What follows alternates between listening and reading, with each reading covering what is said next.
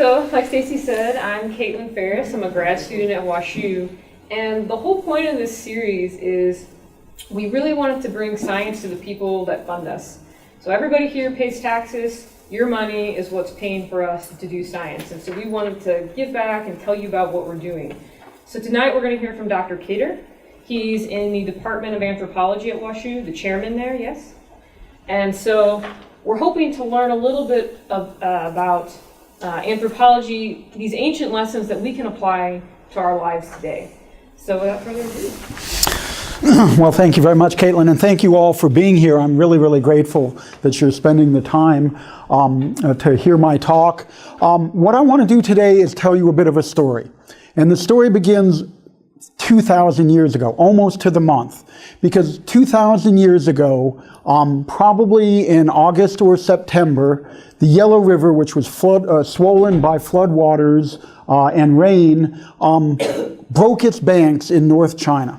And when it broke its banks, it literally wiped out a massive number of people, caused untold calamities, and ultimately ended up destroying one of the great civilizations of the ancient world known as the Han Dynasty.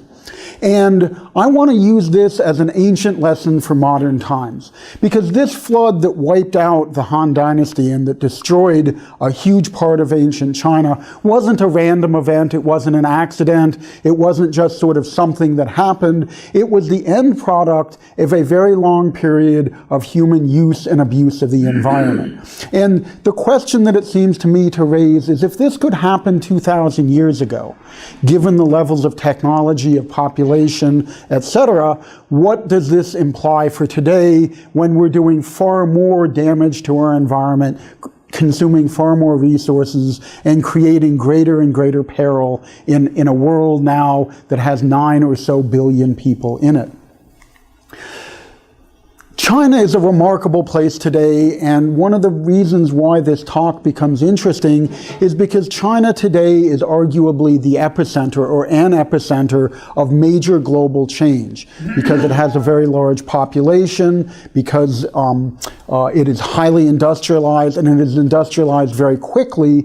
China has become one of the places where we're seeing vast amounts of pollution, massive amounts of resource consumption, and an increasing set of challenges to the environment.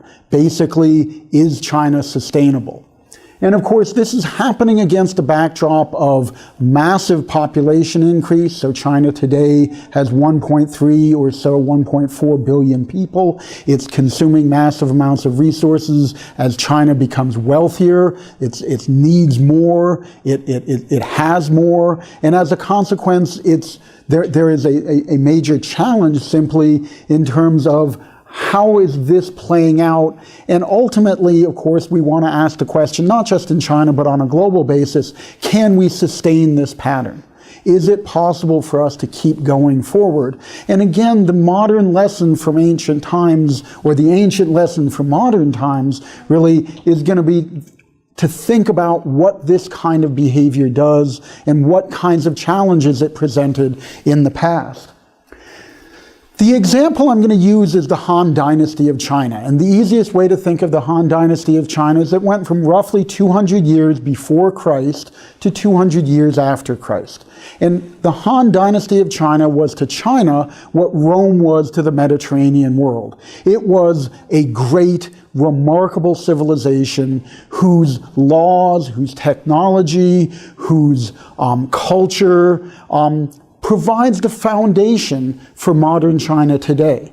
Many of the things that we recognize as sort of being part of modern Chinese civilization really get their beginning in the Han Dynasty, beginning at 200 BC and going to about 200 AD.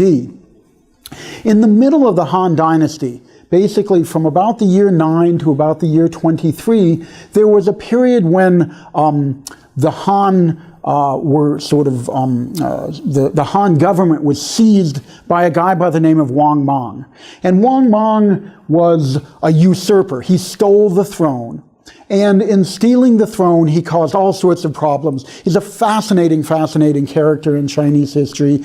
And if you read Chinese historians, their argument is that Wang Mang was an illegitimate emperor. And in stealing the throne, he actually violated what's known as the mandate of heaven, the will of heaven to allow governance. And in the year 23, basically, his empire was overthrown.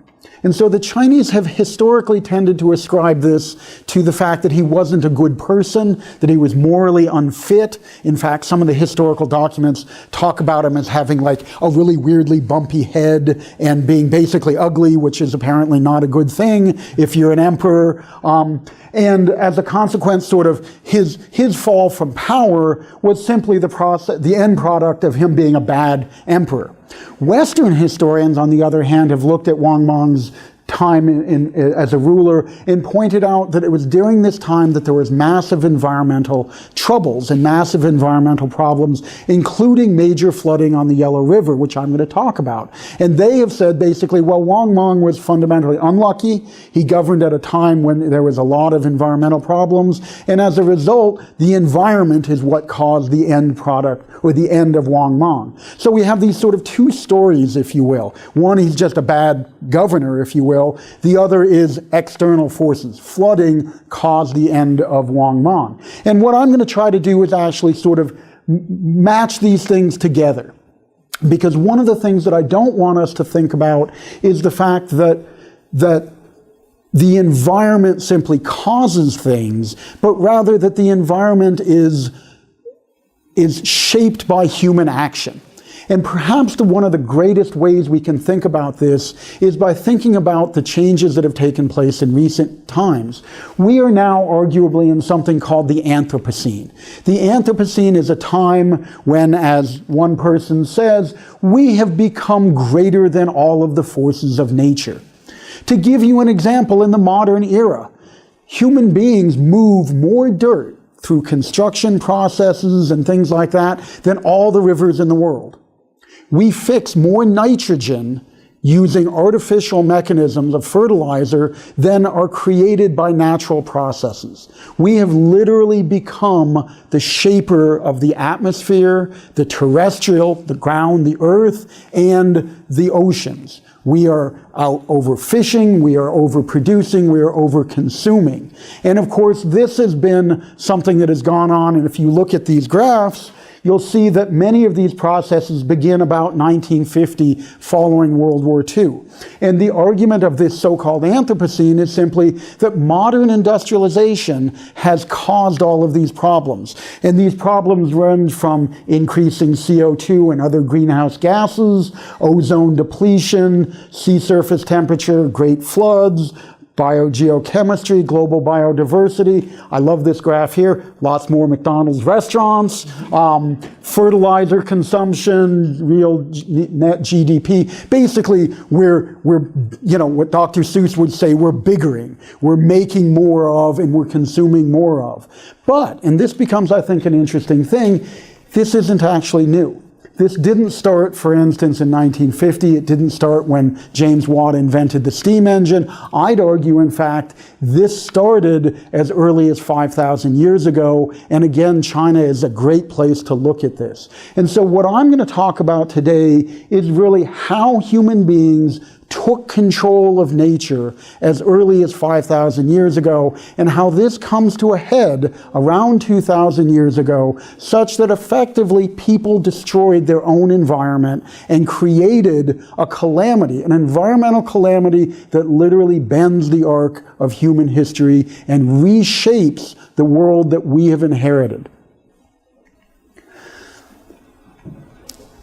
There are two kind of interesting actors that play a role in this story. One is the Yellow River of North China. The Yellow River here is one of the great rivers of the world. It's arguably the 6th or 7th largest river in the world, depending exactly how you count it. It's a remarkable river, and the Yellow River flows through something called the Loess Plateau. And the Loess Plateau, the easiest way to think about it is this is a great big area of really good, fertile, wonderful soil that erodes basically at the drop of any water. It's really fertile, really good to farm, but as soon as you break up this soil, it erodes incredibly, incredibly quickly. And I'm going to use some work we've done at a site called San Yangzhong in northeastern Henan province as a kind of exemplar and the source of our data. And I'm going to walk you through some environmental history, some archaeology, and then come back and talk about this at the end. Yes, sir?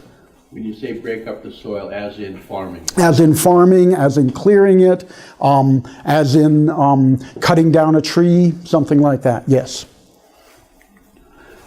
So here's the location of San Yangzhong. These are ancient capitals of China in the Han Dynasty. Here's modern-day Beijing. And what I'm going to do is I want to talk about 5 ideas, and I'm going to sort of juggle 5 different concepts going forward. One is a backdrop is climate change, and another is natural resources, the available resources for people. I want to talk about population because this plays an important role in thinking about it. I'm going to touch on politics and religion because I think these actually are important ways in which the environment gets shaped because it's how you and I actually interact with the environment. And finally, I'm going to talk about technology.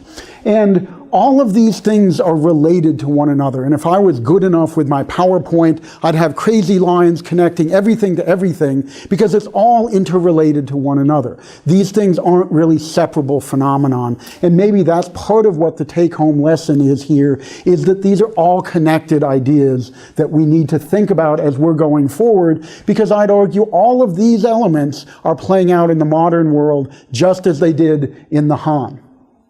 So let's start with climate. China's climate is derived or driven by something known as the monsoon system.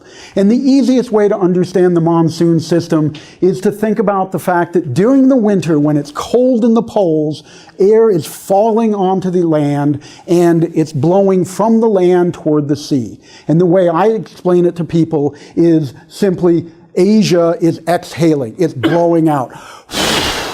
This wind is going from the poles toward the ocean. In the summer, we reverse the pattern where Asia inhales, brings in warm, moist air into the interior of the continent. And it's that moisture, that warm, moist air getting into the interior of the continent that allows farming to happen in China. So one of the real issues is how far into the interior does moisture get? And this changes through time, and it's largely controlled by very large changes in the Earth's relationship to the sun. As we get a little bit closer or a little bit farther, as the Earth tilts a little, as the Earth wobbles a little, our relationship to the sun, the amount of energy reaching the Earth changes, and it controls fundamentally how much moisture reaches the Earth. And so this is a climate graph, and this very simplistically is showing you how much energy, this gray line, is reaching the Earth's surface. And you can see around 8,000 years ago, the amount of energy reaching the Earth's surface was a little bit higher, and it's really only teeny tiny amounts higher. And these jagged lines are what we call proxy or approximation data that show us something about the nature of climate. And what we're measuring is oxygen isotopes, which are sensitive to climate. And what we're seeing here is it gets basically wetter. And then from about 8,000 years ago up through the Han period and into today, China has basically been getting drier and drier and drier. And this aridification, this aridity, this dryness is an important backdrop for understanding what we're going to be speaking about. So too is this so-called high humid period, when it's wet and warm throughout China. When it's wet and warm throughout China, so this is around 4,200 BC, so about 6,000 years ago. Here we have about 5,000 or so years ago. populations are able to expand into the interior of China, into this Loess Plateau. Again, this very fragile soil, and they're able to do so because it's warm and it's wet, and it's a great place to farm if you're a sort of low technology, sort of small scale farmer. You can get up there, you can clear the land easily, the soil is extremely fertile. And so populations increase quite dramatically in this area overall, and this is, for many people, a very good thing. But the problem is, remember, at 8,000 years ago, it was warm and wet. By the time we get to 4,000 years ago, now it's getting drier and drier and drier. And those people who are in this interior area now have to figure out how to adapt to this changing environment overall. It's an entirely natural process. One of the things that they're doing is they're getting better at farming. This is what's known as intensification. They're literally getting more food per unit of energy that they put in. And one of the problems with this in this area, which is now getting dry and where the soil erodes very quickly, is the rates of erosion are increasing really dramatically. And so beginning around 4,000 years ago, we can measure this by looking at archaeological sites. So I'm working at a site called Taosi, and at Taosi, what we see is the nearby mountains are literally melting away and starting to cover up a city of, say, 50,000 people.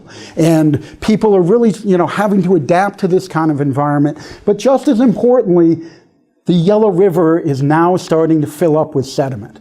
So the Yellow River is becoming yellow, and the reason it's called the Yellow River is precisely because of this loess soil. This is a yellowish colored soil, and here at Hako, you can see this soil at a flood stage, and it's amazing how much sediment is in the Yellow River. And it flows downhill and reaches a site like San Yangzhong. San Yangzhong, which is located in what's known as the North China Plain, is a very flat, alluvial agricultural area, and it just builds up. And this is a 43-foot deep hole in the ground that we dug. And that person down there is standing at 10,000 years ago. It was so totally cool. I had to take my shoes off, and I got to go dance in the Pleistocene because the sun had not reached that soil for 10,000 years. You talk about being a science nerd, this was totally cool. My Chinese workers were really, they didn't know what to make of me. But I had a great time dancing in the Pleistocene because it was so totally cool. This is a 10,000-year book. This is reading the Yellow River. I can take each one of those layers and unpeel them the same way you can read a book. Some of the, if you ever get an old book, sometimes the pages are stuck together, sometimes they're ripped, sometimes they're missing. This is my archive. This is my book that I'm reading, and I can start to use these levels of floods and fields and floods and fields to talk about the human-environmental interaction. And if we look at this book and do some fairly quickly reading, so one of the things that we can do is we can just figure out how much sediment is moving through time. And it's pretty easy. You basically take a big section like that and you say, okay, I've got this much sediment, divide it by this much time, and I have a rate of sedimentation. And you can begin to see, 10, 12,000 years ago, not much. I mean, these are 0.2 millimeters, 0.2 centimeters, so 2 millimeters a year, just little teeny tiny amounts. By the time we get up here, these are centimeters per year. So we're now into this size here. But you can begin to see around 5,000, particularly around 4,000, sedimentation rates go up. Remember, this is when that site Taosi is undergoing major erosion. By the time we get to the Han Dynasty, 2,000 years ago, look at what's happening. Our sedimentation rates, on average, are increasing quite dramatically. More and more and more sediment is reaching the Yellow River and being deposited. This is 23 feet below the modern ground surface, and what we're looking at is an ancient buried field. You can actually see the ridges and the furrows of this ancient buried field at about 23, 24 feet below the modern surface. This dates, in this case, to about 3,000 years ago. so about 1000 BC or thereabouts, and you can see that there's a fairly intensive amount of agriculture. But notice the bottom of this field, you see how kind of ragged it is? This is caused by plants and animals, insects burrowing. It's what's known as bioturbation, biological churning, if you will. 3000 BC, 3000 years ago, 1000 BC, this, ladies and gentlemen, is the last natural landscape in North China. Because following this, because of human resource consumption, because of flooding, there is no longer any natural land surfaces.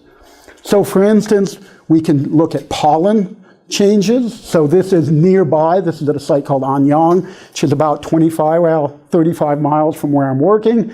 Notice up to about, well, this is 3,700 years ago. So about 1700 BC. Lots of trees. Human beings come in, build big cities, no more trees. These things here are weeds, and what they're indicating is that people are clearing the land and they're increasing the amount of weedy species, which is an indication of broad-scale landscape clearing.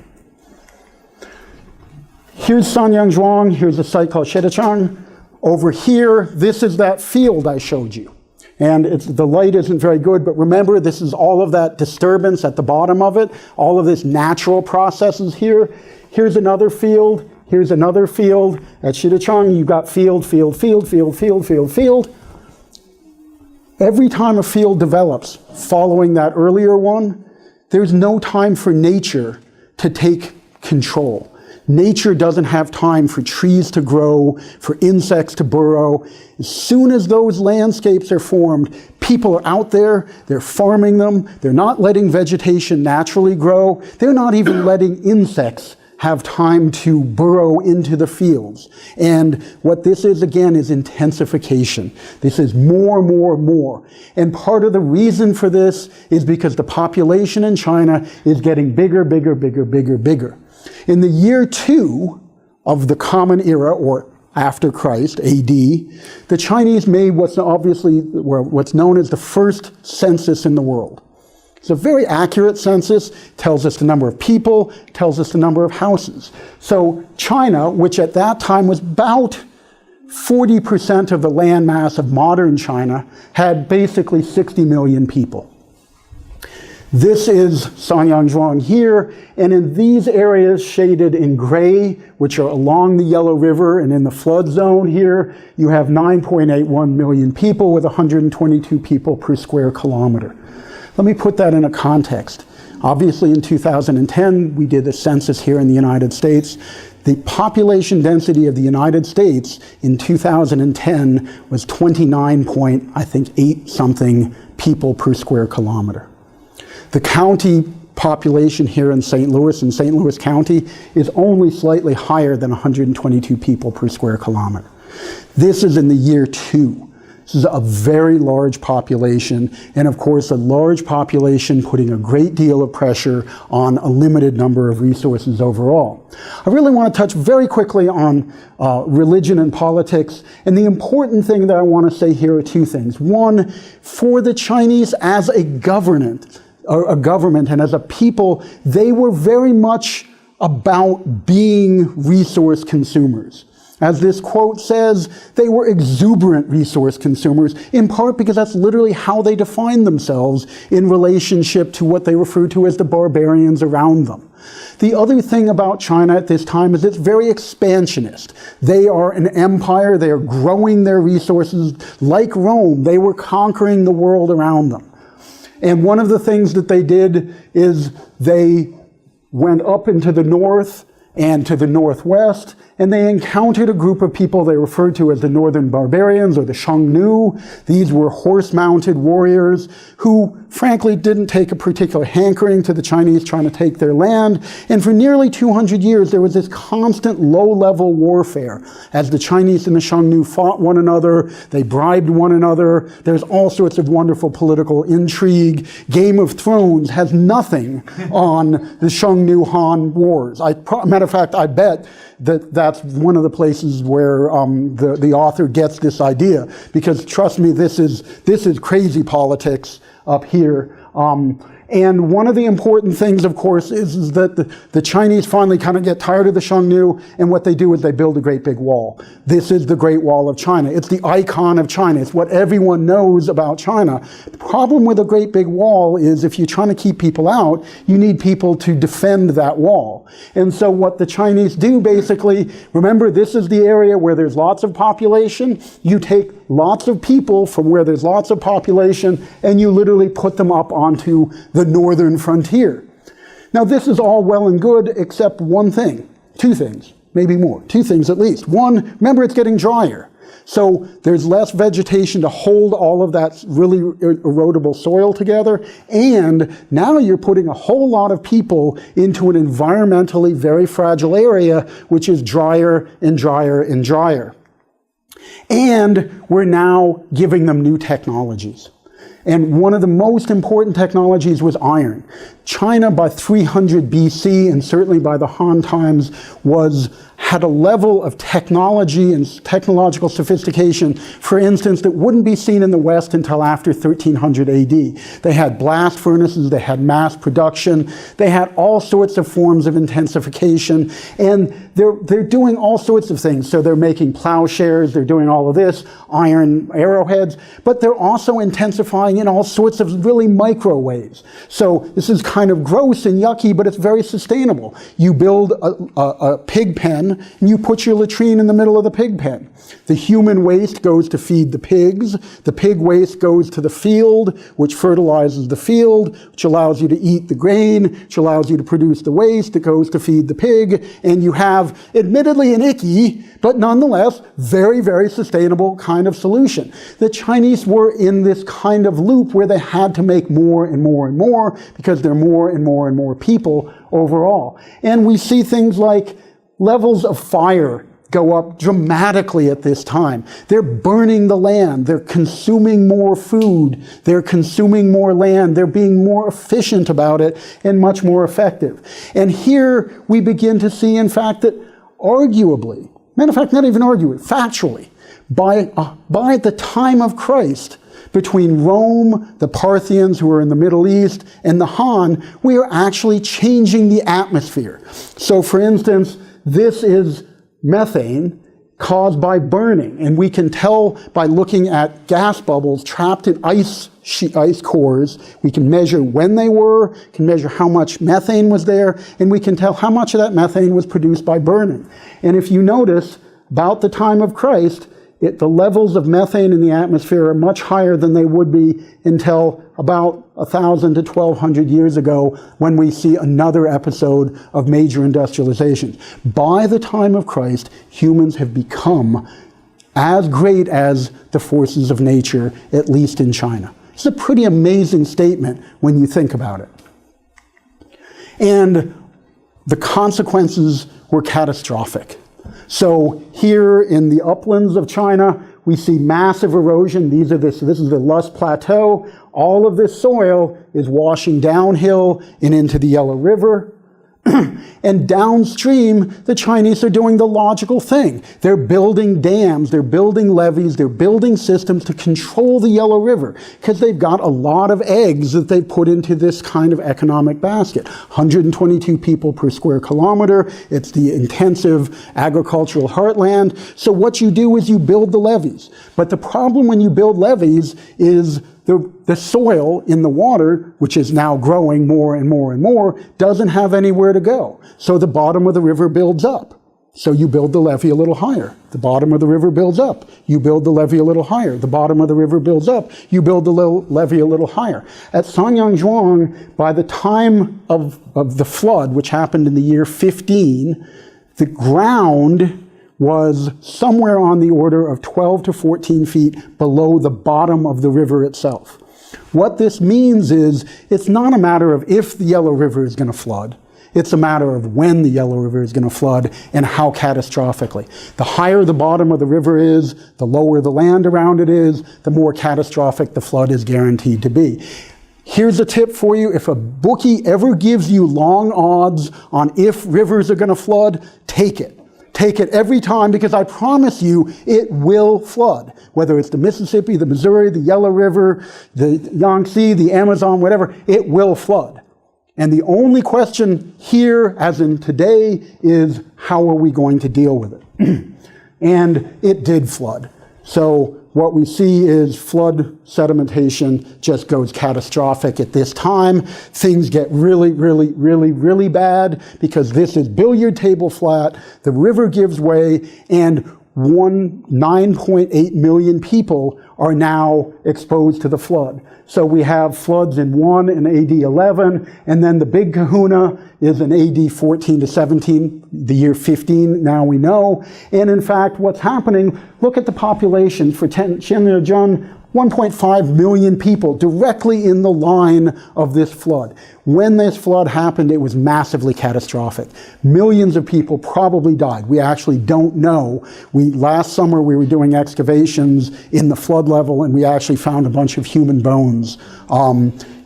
This could not have been good. It happened at the end of the growing season, and as I'll show you, it really wiped these communities out. This vast land of villages, this is a historical document. Villages have become rivers. There's no safe land. It was an incredible calamity, and the government failed to respond for all sorts of reasons. What was bad for the people of North China is great for an archaeologist. And one of the things that happened is we create, because of the nature of flooding, what's known as China's Pompeii, or this site called San Yangzhong. And this is one of the houses that collapses. Here's another house in the background. I'll show you some images real quickly. Everything is preserved. It's fossilized in time. So we have the bases of the house. This is an iron cauldron or big kettle. Here's a grinding stone. This is the base of a column where there would have been a portico of the roof. You can see the roof tiles are all in line because when the flood happened, these houses just melted into the ground itself. We find all sorts of metal objects. Again, iron tools becoming very important. We have, look at this, we have the ridges of the agricultural fields. We can talk about the extensiveness of the agricultural fields. Oh, and this is what I really love. From when the flood covers the land, it literally, you can lift the overlying flood sediments off and you can find leaves. You can see the casts of these leaves.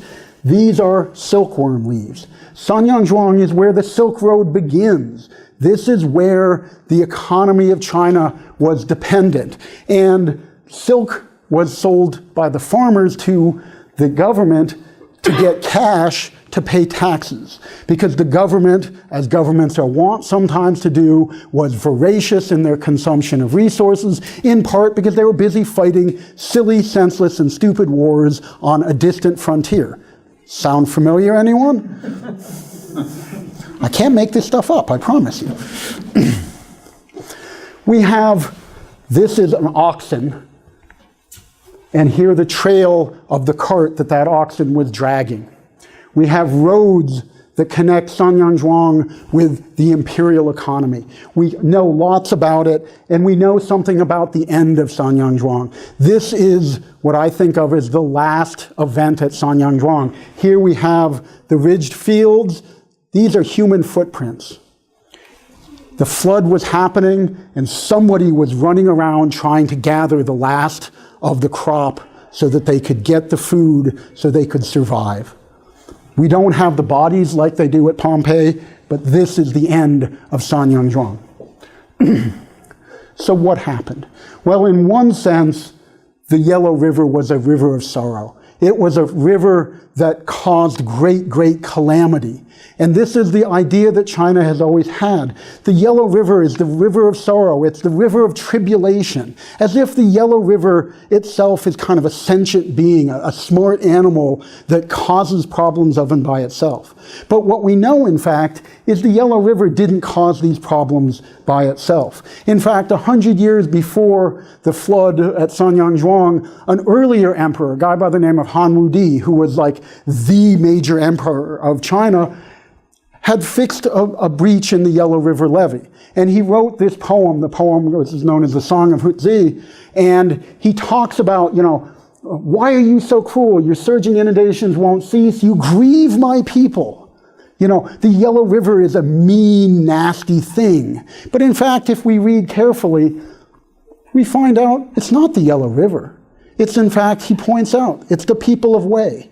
It's the people who live there who would consume so many resources that they couldn't even find brushwood to be able to fix the river itself. So the Yellow River, of course, is responsible in some ways, but arguably equally, so too were the people. And that's one of the stories that we learn. China today has many, if not all, of the same problems that we saw at the time of the Han Dynasty.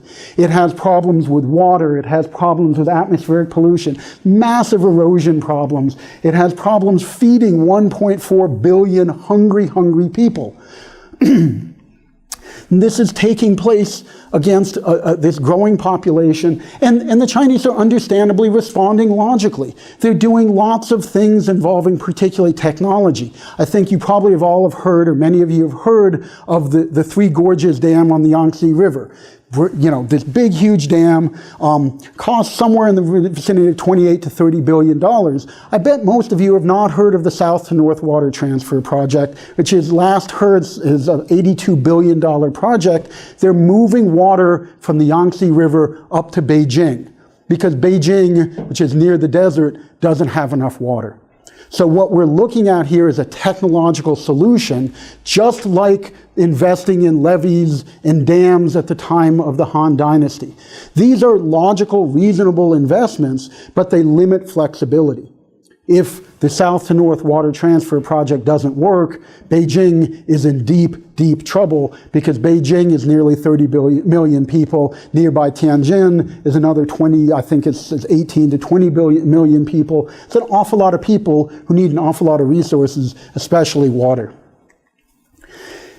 This story, though, has a salience, a resonance, a reality that we have to grapple with. And many of you, I was not here in 1993. I was living in New Orleans at the time, actually. But in 1993, we had one of the great floods of historic times, arguably the great flood of historic times. Many of you probably were here at the time. This picture on the upper left is the Chesterfield Valley in 1993. The picture on the lower right is the Chesterfield Valley today. The Chesterfield Valley was under something between 13 and 16 feet of water in 1993, and the problem is that nowadays we have built up, we have biggered and biggered and biggered, and the problem is, once again, if you get long odds on the river, take it, because I promise you, it's gonna flood. You know, we took my mother-in-law to the Red Lobster there. It's sort of scary when you realize that if this levee right here ever fails, all of that's going to go underwater. And that's a classic example of the same sets of problems that we have created that happened in Han times. The ancient lesson for modern times is we need to be thoughtful about how we're going to deal with our environment. We have to be thoughtful about how we respond to these kinds of transformations. And we've got to be careful to be different than the Han and not always be so inflexible. Building a levee is an incredibly inflexible response to a very fluid threat, literally. The fact of the matter is, we need to think of ways of letting a little bit of that water out, because it's better to let a little bit of that water out and to suffer the consequences of that than what will happen next time, which is that's going to go underwater. And maybe, fortunately, the probability is we're not going to have massive loss of life. But you and I are going to pay for that, because we're already paying for it, because we're subsidizing flood insurance. And the fact is when that goes under, and it's not if, it's when that goes under, we're all on the hook for that. We all know this quote, "Those who cannot remember the past are condemned to repeat it." This is part of the question that we need to be thinking about, and we need to perhaps take a more Chinese approach to it, which is those who don't forget the past are masters of the present. That is to say, we can be proactive, and we can hopefully learn lessons from ancient times. So thank you very much. Thank you for Caitlin and the St. Louis Public Library, and especially thank you for your time. I appreciate it.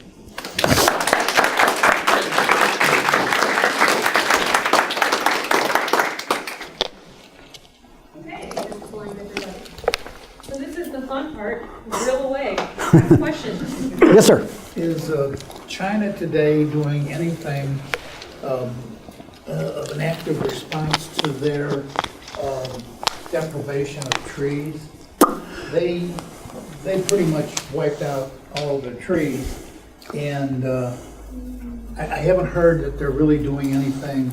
No, they're at least in the parts of places like Shanxi and Shanxi that I've been through, they're very proactively trying to reforest these environments. They've done lots of terracing and things like that.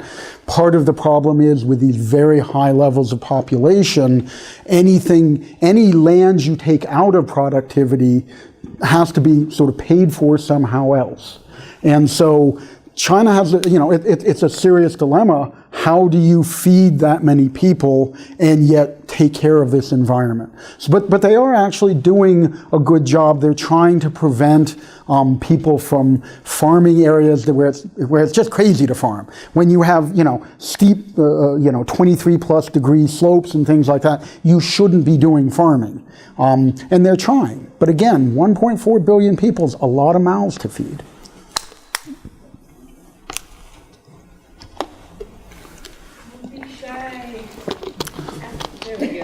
Yes. It's late, but how do you feel about global warming? It's getting hot in here, isn't it? You can't get away without talking about it. Well, I mean, the fact is that global warming, it's real.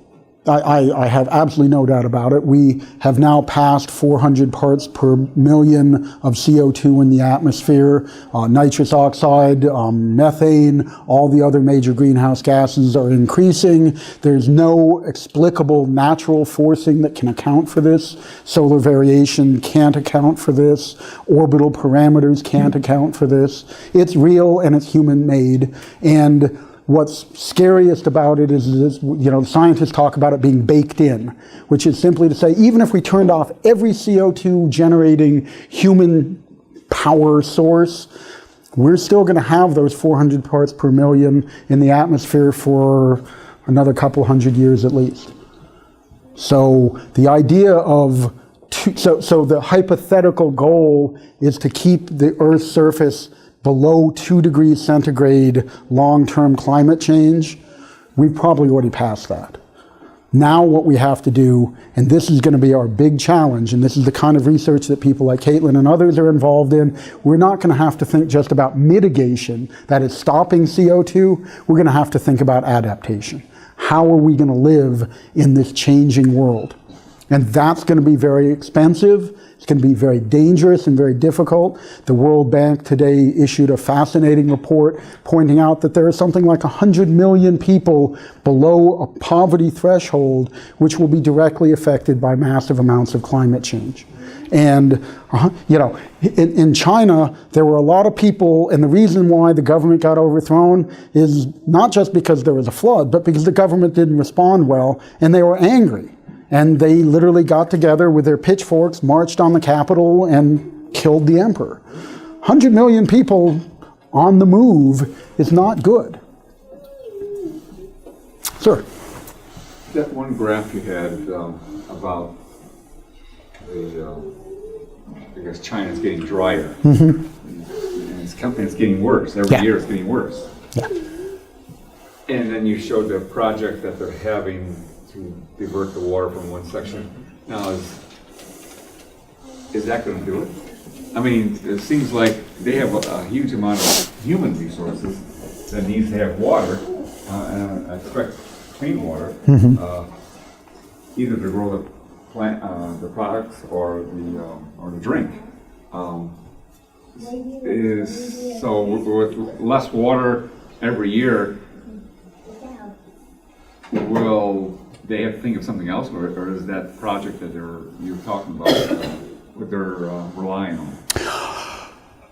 No, they're not relying on it. The Chinese are very smart about these sorts of things. And just to give you an example, which is something to think about, China is the largest market for renewable energy in the world. They're thinking about desalination. They're thinking about drilling deep wells. They're thinking about lots and lots of different things because they can't afford not to. Will the south to north waterway system work? No. Fact of the matter is almost certainly no. There are actually 4 separate pathways that they're trying to do this. One of them, by the time they finished building it, the water was so polluted it was no longer usable for human consumption. So that, one of them was already basically non-functioning for what they wanted. The year they opened up the main line at Wuhan on the Yangtze River, Wuhan was in the midst of a great drought, and they were down in terms of municipal water. And Wuhan, like a small Chinese city is 8 million people. Right? Wuhan is about, I think, 6.5 to 8 million people. I don't know the current statistics. Wuhan and the people in Wuhan were not happy, as you can imagine, to have all of their water shipped away from them. No, it's not going to work. It will be better than nothing, and it probably, in the context of the limited other possibilities, it's better than nothing, and it's a good short-term solution, but it's not going to work. And will like lack of resources, water, will that cause any political activity to over? I think the best answer to that is all of you are probably aware that there's a civil war in Syria, and one consequence of that is massive immigration into Western Europe. The Syrian crisis is arguably, actually probably pretty clearly connected to long-term drying in Syria, the inability of the farmers in Syria to produce enough food. They all started to migrate to the cities because there was no work, there was no food because of drought. This then creates an instability. The government failed to respond. Presto magic, all of a sudden you have civil insurrection. And now Germany is paying the cost, arguably, of major water problems in Syria. China has, again, 1.4 billion people. And if 1.4 billion people, or a fraction thereof, cannot get clean water, good food, things like that, I can only imagine that it won't lead to happy times. And I will point out something that India will overtake China as the most densely populated, largest population in the world. I believe it's by 2030. And at that time, do you know what the 3rd most populous country in the world will be? Nigeria. Nigeria, which is the size roughly of Texas, will have the 3rd largest population in the world. Again, if you don't feed those people, you don't clothe those people, you don't give them water, you don't give them a sustainable future, it's very, very hard to see the outcome being good if we don't take those measures. And that's what, and I recommend you look at this World Bank report. It literally came out this morning. Just Google World Bank poverty climate and you'll find it. It's actually quite fascinating because it gives you the kind of raw data that really get at this kind of substantial problem, which is that there are so many people who are at risk. And again, I point out, if this happened 2,000 years ago, at a time with relatively smaller populations, albeit still high, at a time with relatively limited resource consumption, albeit still high, and with technology that was pretty fundamentally limited, I mean, it's still for its time pretty cool, imagine what can happen today. That's the ancient lesson for modern times. I always hate saying stuff like that. It's such a downer, It's like, okay, well, let's go home and, Was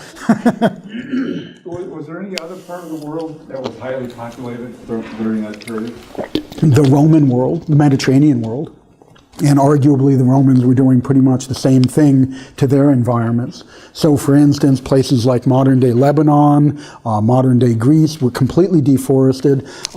There are former harbors. So if any of you are familiar with where Rome is, it's not far, it's about 20 miles from the ocean, connected by the Tiber River to the Mediterranean. The port of Ostia, which was the major port of Rome for 200 years, by about the time of Christ, had filled up with sediment because basically all the farmers in the interior were doing just what these farmers were doing. And in fact, it was under Claudius that they actually ended up spending, I don't know, a bazillion denarii or whatever it was in Roman money to actually build an entire new port. And that's, again, though, a point. It's adaptation. We can change, but it's going to take money, it's going to take thought, and it's going to take time, and it's going to take political mediation, because these are expensive solutions. Anybody else have questions? Okay, well, let's thank our speaker. Well, thank you.